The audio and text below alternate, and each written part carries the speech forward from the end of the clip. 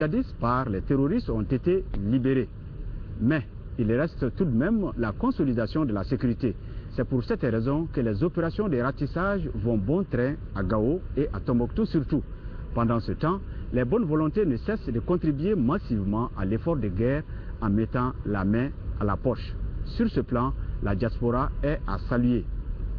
Nous avons pu avoir sur le plateau de Grand Angle un Malien de la diaspora en la personne de Hassimi Sangaré de l'Alliance patriotique pour la souveraineté du Mali en France. Dans son combat de tous les jours, cette alliance a mis en avant une stratégie de communication qui prend en compte les réalités du Mali, à savoir la bonne collaboration entre les communautés et surtout l'engagement des autorités dans le développement des régions du nord du Mali. Ces efforts ont beaucoup anéanti l'effet de la campagne de mensonges orchestrée par le MNLA en Europe.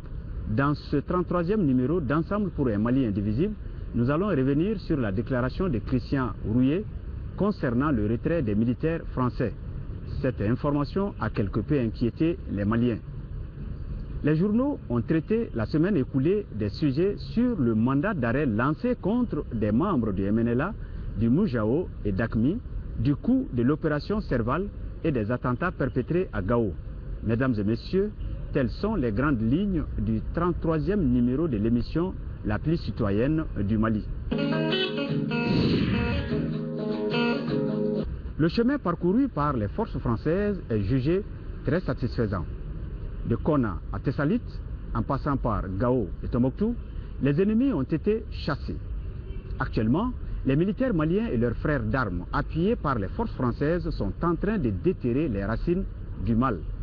C'est pourquoi les Maliens comptent beaucoup sur la France pour achever le boulot entamé à Konna.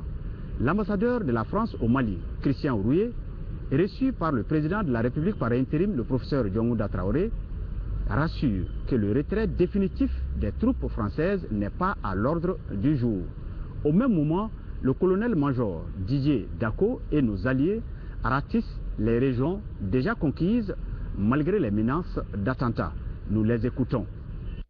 L'objet de la rencontre d'aujourd'hui, en présence des autorités militaires françaises, était de faire le point sur le chemin parcouru au cours du mois écoulé. Vous avez vu vous-même en un mois les progrès effectués sur le terrain. Aujourd'hui, nous sommes à Tessalit, donc vous voyez le chemin parcouru. Il faut maintenant consolider. On a vu avec les événements de Gao du week-end qu'il y avait un certain nombre de précautions qu'il fallait prendre, qu'il fallait se tenir prêt à toute éventualité. Et c'est donc sur toutes ces questions que nous sommes revenus avec le président au cours de l'entretien. Nous avons évoqué aussi ces questions. Je crois qu'il y a une question de timing, mais l'objectif est bien que l'autorité malienne soit restaurée sur l'ensemble du territoire. Il n'a jamais été question pour la France de se retirer en mars prochain. Vous savez que les évolutions des effectifs passent parfois par des pics. Il faut aussi relever les unités. Ce qui a été mentionné, c'est qu'il y avait l'amorce d'un retrait en mars au fur et à mesure que la MISMA se déploierait sur le terrain, mais il n'y a pas de retrait français en mars.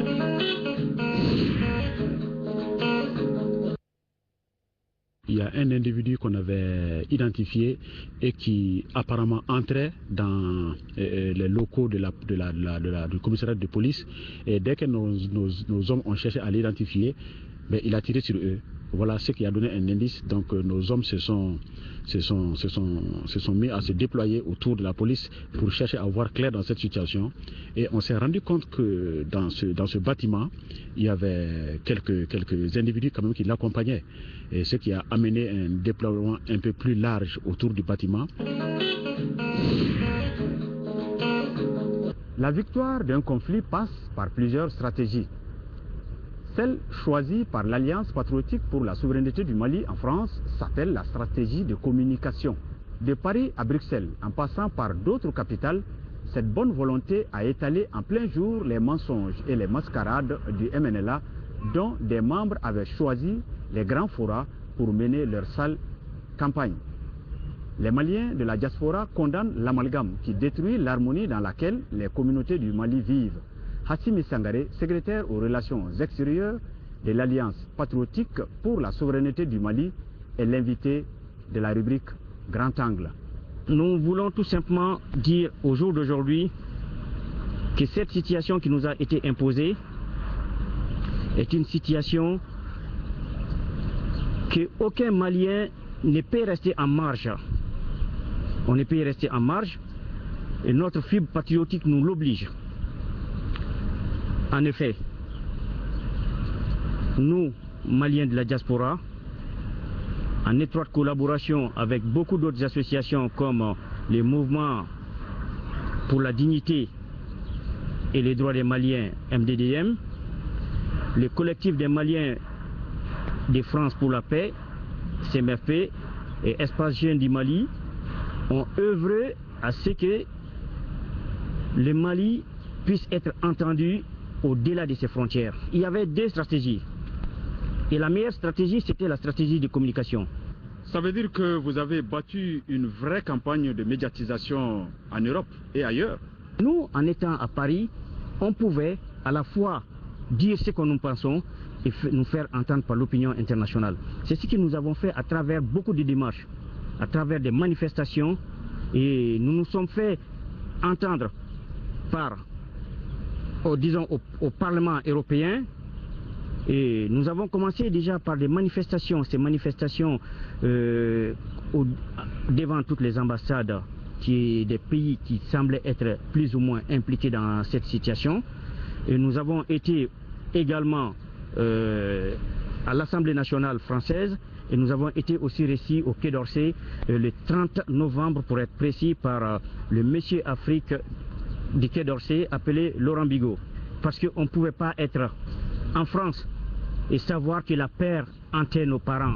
On ne peut pas avoir tout ce que nous cherchons. On ne peut pas être heureux en étant en France tant que nos parents sont malheureux. On ne peut en aucun cas se faufiler de cette réalité. Cette guerre nous a été imposée avant tout. Il ne faut pas oublier. Elle est venue d'ailleurs. Elle est à la fois les résultats des dégâts collatéraux de la guerre en Libye. Les Maliens doivent se lever pour dire merci à François Hollande. L'avènement de M. François Hollande à la tête de l'État français est une chance énorme. Voulez-vous parler de l'intervention de la France?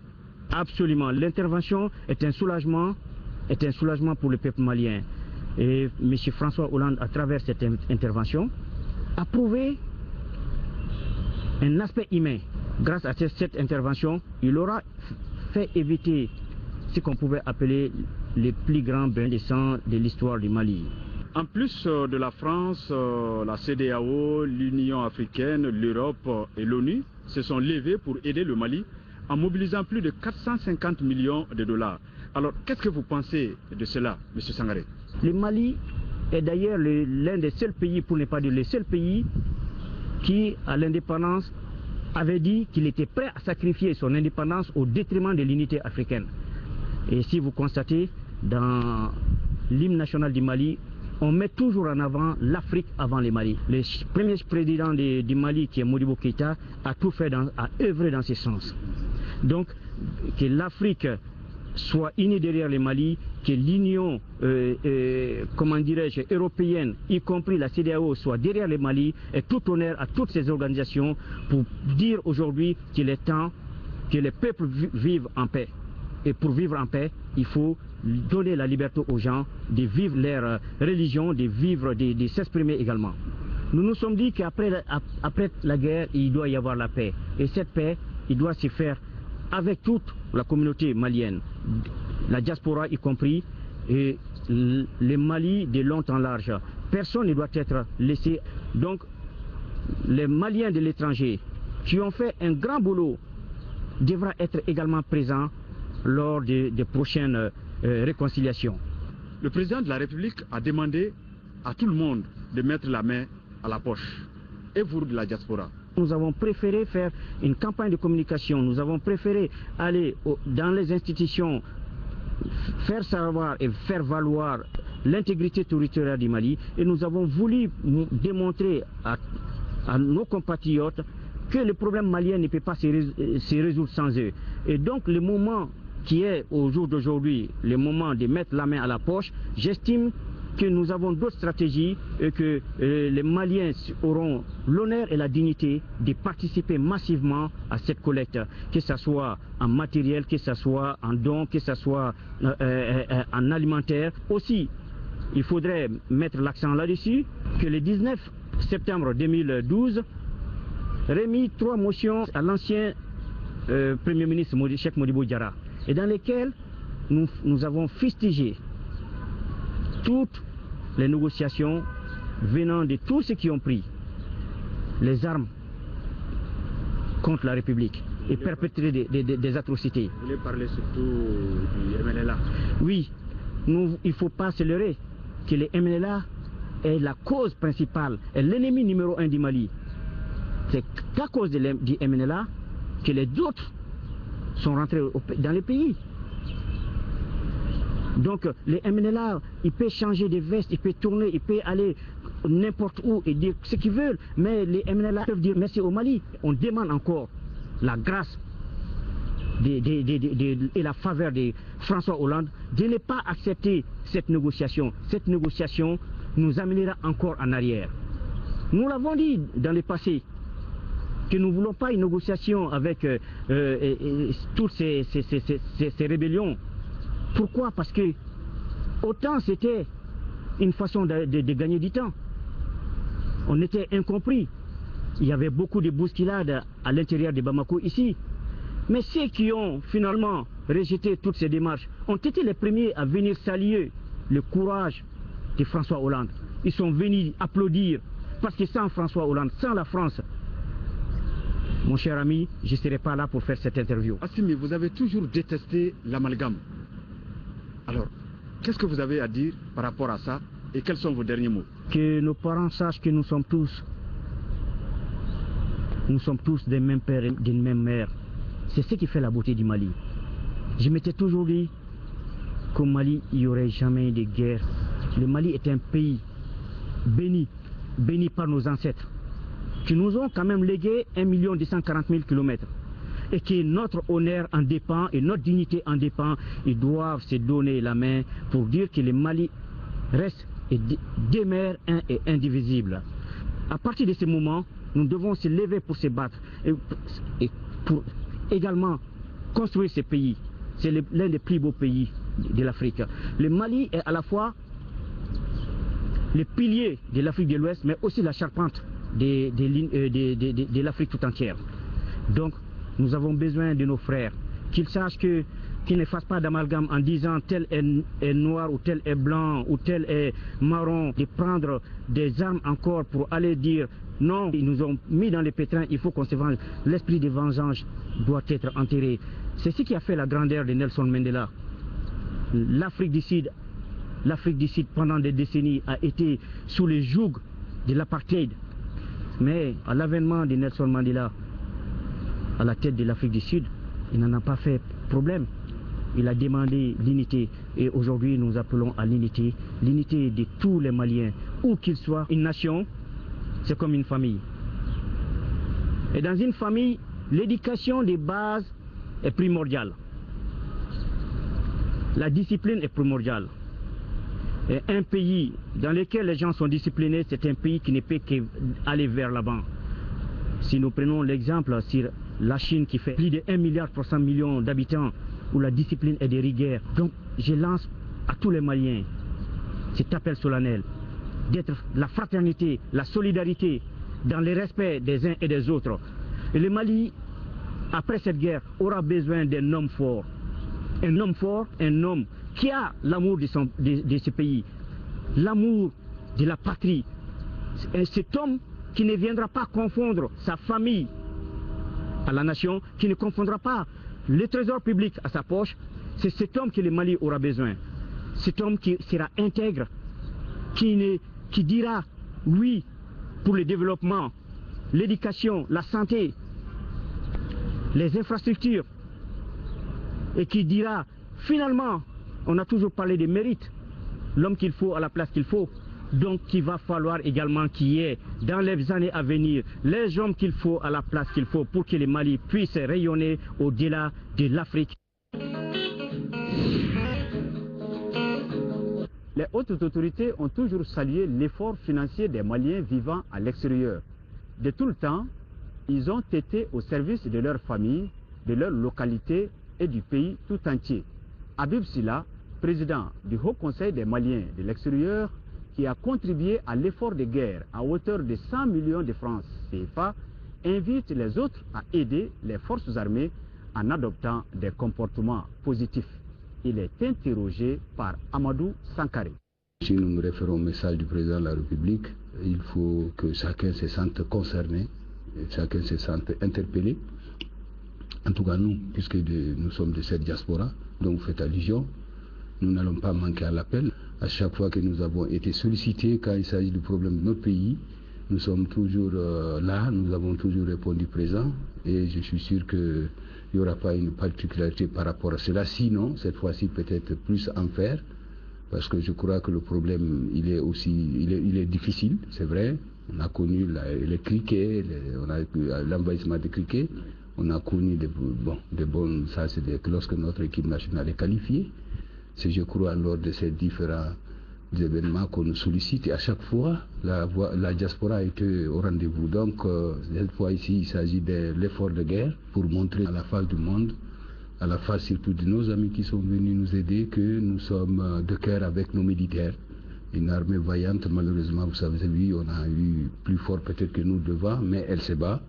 Alors on ne pouvait pas tous prendre les armes pour aller les joindre sur le champ de bataille, mais ce que nous pouvons faire, conformément à l'appel du président, c'est-à-dire depuis qu'il a décrété l'état d'urgence, tout le monde doit être donc concerné et on met la main dans la poche.